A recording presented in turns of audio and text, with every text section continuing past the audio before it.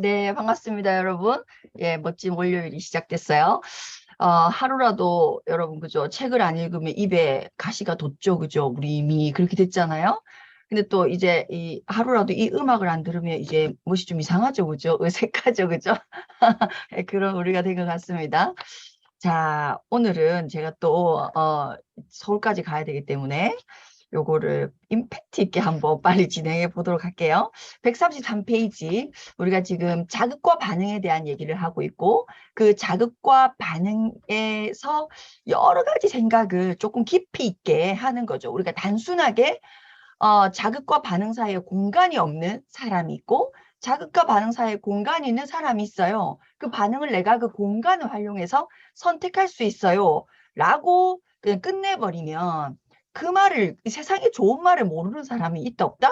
없어요. 세상에 좋은 말은 다 알고 있어. 이미 여러분은 다 알고 있어. 근데 우리가 내가 어느 정도까지 인지가 되었을 때 그걸 행동할 수 있는 사람이냐 없냐 정말로 내 현실에서 실천을 할 수 있냐 없냐는 사실 그 강력한 행동력은 저는 강력한 인지에서 나온다고 생각하거든요.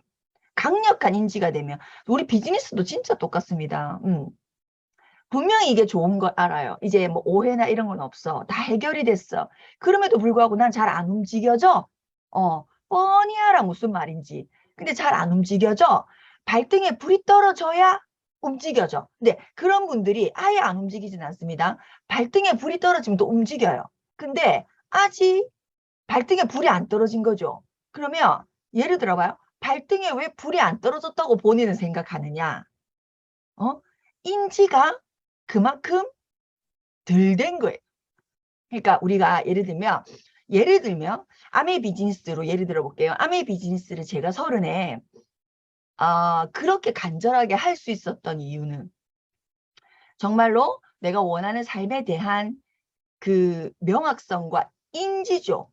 그거를 정말 강력하게 살고 싶은 마음. 그러니까 내가 이 상태로 해서는 어, 나라고 게으름 부리지 않고 싶겠나. 그렇진 않아요. 사람은 본능은 똑같거든요.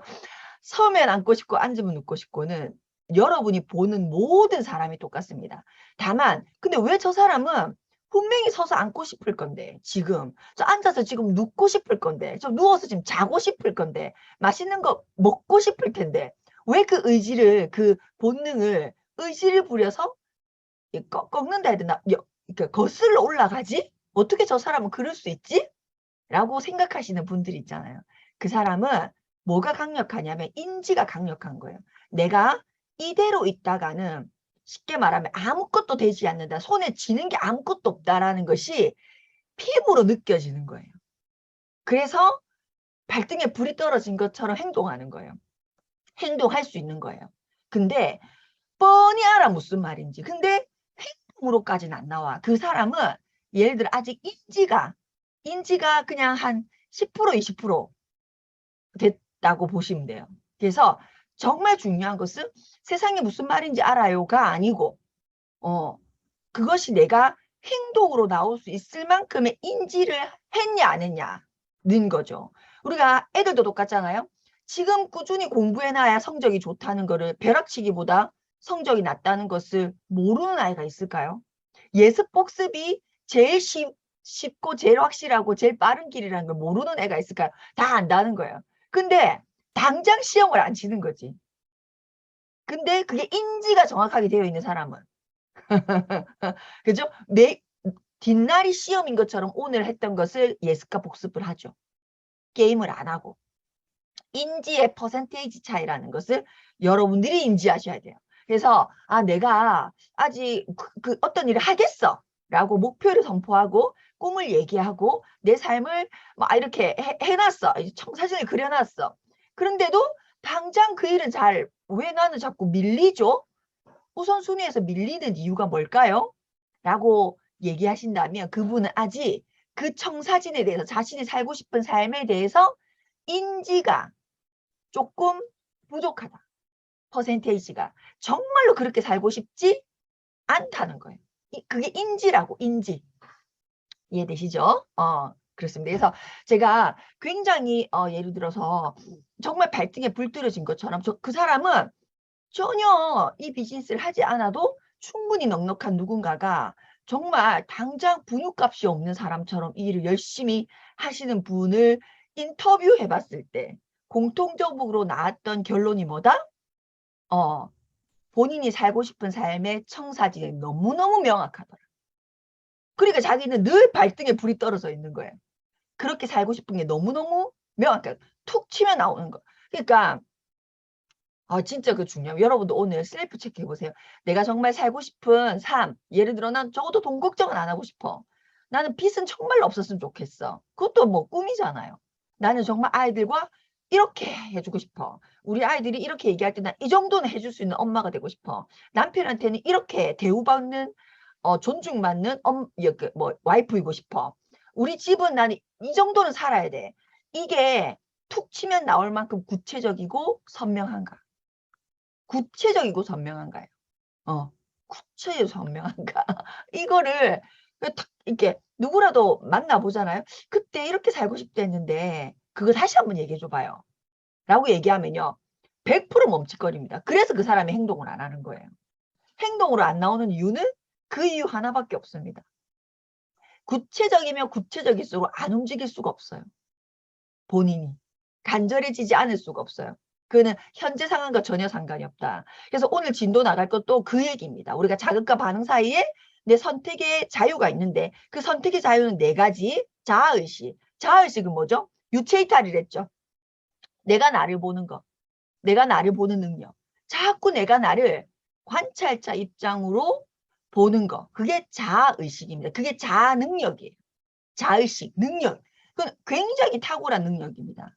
자의식을 할 수 있다는 거. 그러니까 우리가 거울이 있어야 내 얼굴을 볼 수 있죠. 우리는 신체적으로 거울이 없으면 내 얼굴을 볼 수 있다 없다? 죽었다 깨나도 못 봐요, 여러분. 죽었다 깨나도 못 봐. 그런데 내가 거울이 있어서 나를 볼 수 있는 것도 너무 여러분 매일 아침 거울 앞에서 묻었나 안 묻었나 내가 생각하는 내 모습인가 그런 모습이 아니라 체크하고 출발하죠. 나는 이 옷을 입었을 때 요럴 거라고 생각하고 그 옷을 입었어. 근데 실제 거울 앞에 딱 서니까 뭐지? 내가 살이 쪘네? 인지가 되잖아요.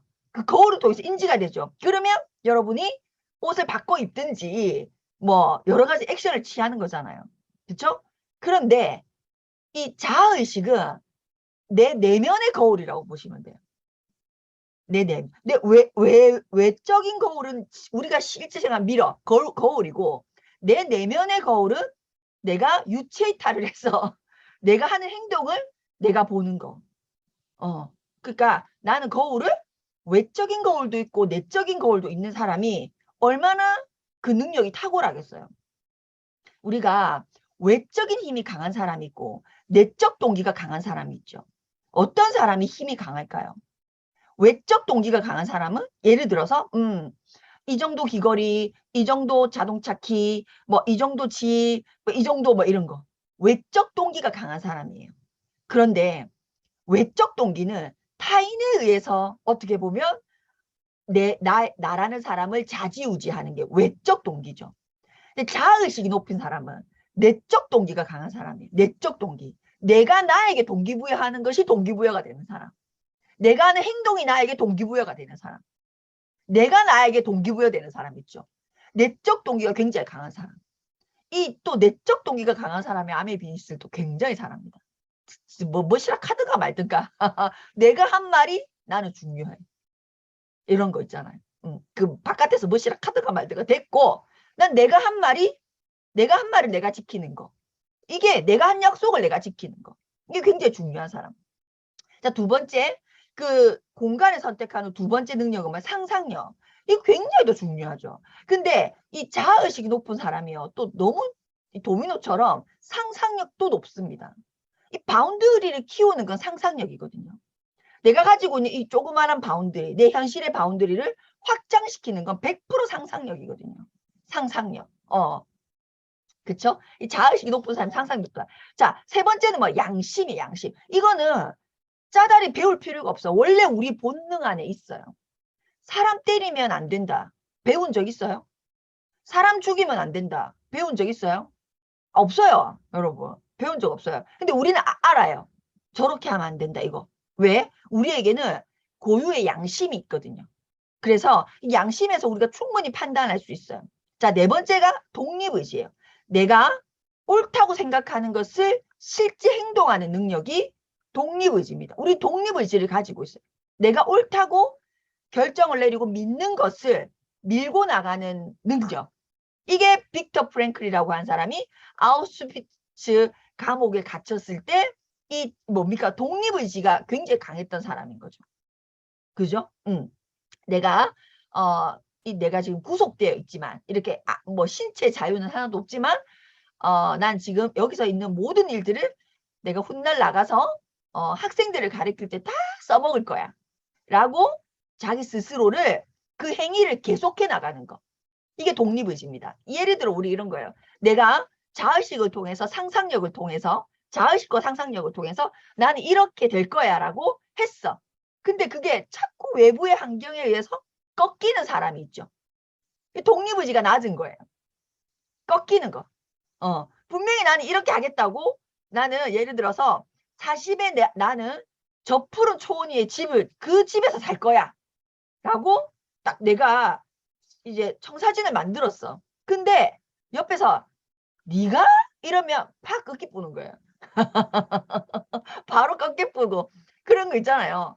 그런 독립의지가 약한 거죠. 그래서 우리가 이 네 가지의 능력으로 내 반응을 선택할 수 있다. 이 네 가지를 이용해서 반응을 선택하는 사람이 주도적인 사람이다. 내 인생인데 내가 당연히 주도적이지. 아닙니다. 나는 내 시간을 내가 쓰고 있어. 주도적일까요? 아닙니다. 어떤 생각으로 그 시간을 쓰고 있느냐. 나는 물리적인 24시간은 내 거죠. 여러분 다 쓰고 있어요. 그렇지만 그 24시간을 주체가 누구냐는 거야. 주체가. 그게 중요하죠. 자, 그래서 우리가 가치가 감정을 지배해야 되는데 내 감정이 가치를 지배해버리면 우리는 주도적이다. 이게 반사적이다. 왔다 갔다 하는데 우리가 가치노트를 통해서 여러분이 여러분의 자의식을 높일 수 있어요. 가치노트를 통해서. 그래서 가치노트는 계속 반복해서 정말로 30일, 한 60일 이렇게 해보세요. 그러면 싹싹싹싹 이렇게 뭐라든지 카테고리가 만들어집니다. 그러면 여러분이 여러분이 셀프 체크할 수 있어요. 진심으로. 제가 셀프 체크라고 하는 말을 굉장히 좋아하고 자주 합니다. 저는 삶에 있어서 그 셀프 체크가 진짜 중요하다고 생각하거든요. 우리가 다 옳은 선택할 수 없어요. 다 옳은 반응할 수 없어요. 근데 내가 셀프 체크, 나를 매일 점검해야 내가 무엇을 알고 무엇을 모르는지를 내가 알죠. 매일 점검해야 내가 무엇을 할 수 있고 무엇을 못하는지를 내가 인지하는 거. 그것이 셀프 체크를 통해서 가능하기 때문에 반드시 셀프 체크는 하셔야 돼요. 그것 중에 굉장히 좋은 게 우리 가치노트라고 하는 것이죠. 나는 잘 몰랐는데 나는 항상 여기에 이렇게 반응했네가 있어요. 내가 아이들에게 늘 이런 반응을 했네. 나는 어른들에게 늘 이런 반응을 했네. 나는 되게 사회적 약자에게 이런 반응을 하네. 나는 늘 요럴 때 요런 반응을 했네가 사실은 크게 다르지 않습니다. 여러분 해보시면 정말로. 그럼 저는 인지하는 거예요. 근데 그럼 내가 충분히 마음에 들면 그대로 하시면 돼요. 그잖아요? 그대로 하면 되죠. 근데 나는 마음에 안 들어 이 부분이. 그럼 어떻게 하셔야 돼요? 똑같은 일이 일어났을 때 나는 아는 거예요. 내가 이런 부분에 굉장히 약한 반응을 한다는 걸 내가 인지하기 때문에 이제는 그걸 설정하는 거죠. 저는 나는 이런 일이 있었을 때 이제 이렇게 할 거야 라고 설정을 하고 그 설정을 하면요. 그게 인지가 되어 있기 때문에 그때 그렇게 반응합니다. 그러니까 다른 반응을 선택할 수 있는 힘이 생기는 거죠. 그래서 가치노트를 꼭 해보시고 자 여기서 오늘 진도 나올 건 133페이지 책임감이라는 거. 책임감이란 말을 살펴보자. 이것은 당신이 어떻게 반응할지를 선택할 수 있는 능력이 뭐다? 책임감. 우리가 기존에 알고 있던 책임감은 느낌이 어때? 어떤 일을 맡았을 때 그 일을 최대한 미션 그러니까 그 일을 맡은 것을 최대한 문제 없도록 그걸 소화해내고 그걸 소화해내려고 애쓰는 내 마음 그 능력을 책임감이라고 하잖아요. 근데 여기서 굉장히 강조되는 것은 책임감의 두 번째 능력을 얘기합니다. 두 번째 능력은 뭐냐면 우리 무슨 사건이 일어나면 제가 책임지고 물러나겠습니다 했던 거. 결과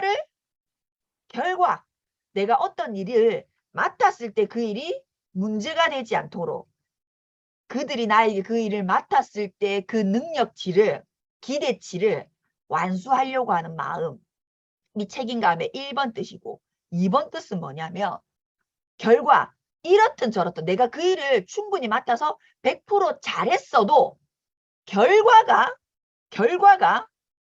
내 동기랑 맞지 그러니까 나는 분명히 책임감 있게 잘했어. 근데 결론은 건설 붕괴. 예를 들어 그 결과에 순응하는 것이 책임감이라는 거야. 나는 너무 내 파트는 완벽하게 했다니까. 그런데 나는 전기야. 예를 들어 전기야. 전기 나는 완벽하게 했어.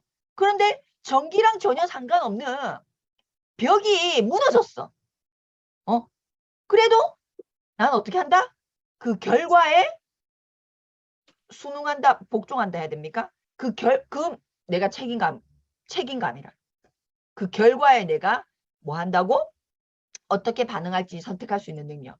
그 두 번째 능력을 얘기하는 거야. 자, 그러면 우리는 우리 인생에서 본다면 내가 자극과 반응 사이에 그 결과를 선택할 수 있다는 거예요. 그 결과를 100% 내가 받아들인다면 이해되세요? 그 결과에 내가 이거는 내 문제가 아니고요. 저 사람 문제고요. 이거는 이게 아니고 그 결과가 어떠하든 그 결과에 내가 그것은 내 일이라고 하는 내가 선택한 일이라 그러니까 나 때문에 일어난 일이라고 내가 순종하고 복종할 수 있다면 그 결과를 어떤 결과가 나오게 여러분은 그러니까 선택할 수 있을까요? 반응을. 쉽게 말하면 빼박인 거예요. 이거는. 나에게 일어나는 모든 반응. 여러분은 자극에 100% 반응합니다. 그 모든 반응을 원인 책임은 누가에게 있다? 나에게 있다. 나에게 있다. 100%. 이게 책임감이란.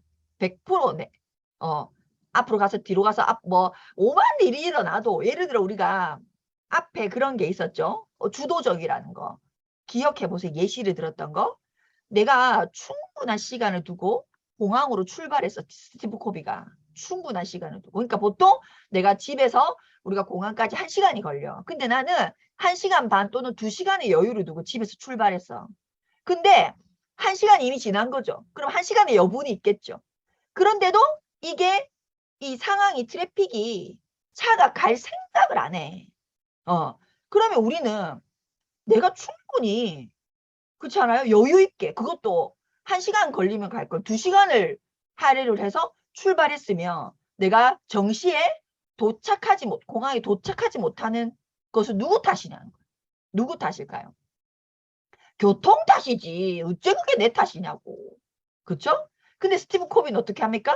그 결과, 그 반응은 내 탓이라는 거예요.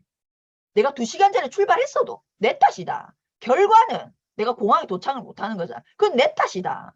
그래서 내 탓이라고 내가 그 반응, 결과에 순종했기 때문에 이해됩니까? 순종했기 때문에 이 사람이 어떻게 합니까? 차에서 내려서 잠깐만요. 이 차 가이소. 저 차 가이소. 자기가 교통 정리를 했다는 거예요. 이해가 돼요? 교통 정리를 했다는 거야. 왜? 결과는 내 탓이니까. 교통 정리를 하니까 어떻게 돼요?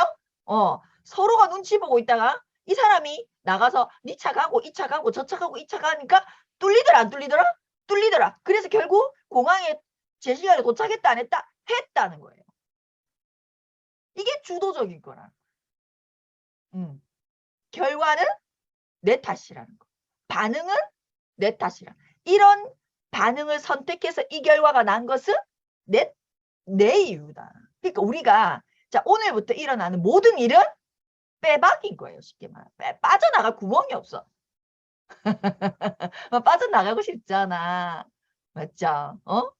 이거는 충분히 빠져나가도 되겠잖아. 빠져나갈 구멍이 없어요. 이렇게 우리가 이걸 인지하면요. 아무것도 빠져나갈 데가 없어요. 그래서 핑계를 댈 수 없다고. 이제 우리 인생에서 핑계는 있다 없다? 존재할 수 없습니다. 그래서 읽어보시면 자 보세요. 자신의 행동에 대해 분위기, 주변 여건, 무슨 영향 때문이란 다 핑계라는 거예요. 제가 공항에 도착 못한 건요. 내가 2시간 전에 집에 출발했거든요. 근데 세상에 있잖아요. 거기서 막히고.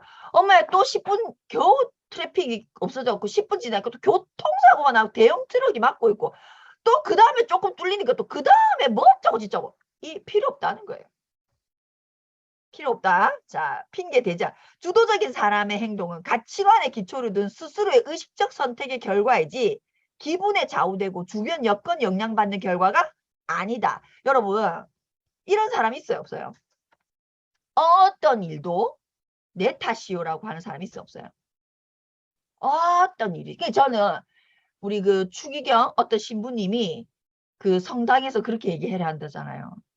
내 탓이요, 내 탓이요, 내 탓이요. 이렇게 한대요.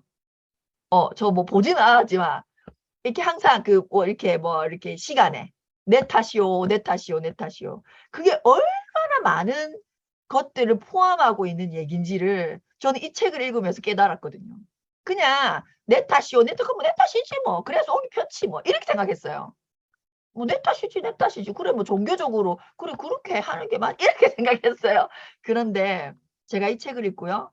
아, 내 탓이요를 3번을 외치는 것은 엄청난 그 안에 많은 의미가 있었구나.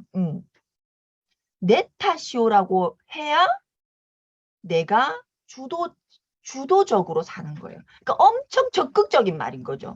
내 탓이요라는 엄청 수동적인 말이 아니고 무슨 일이 있어도 아이고 내 탓입니다. 이런 굉장히 수동적인 얘기가 아니라 엄청나게 능동적인 얘기인 거예요.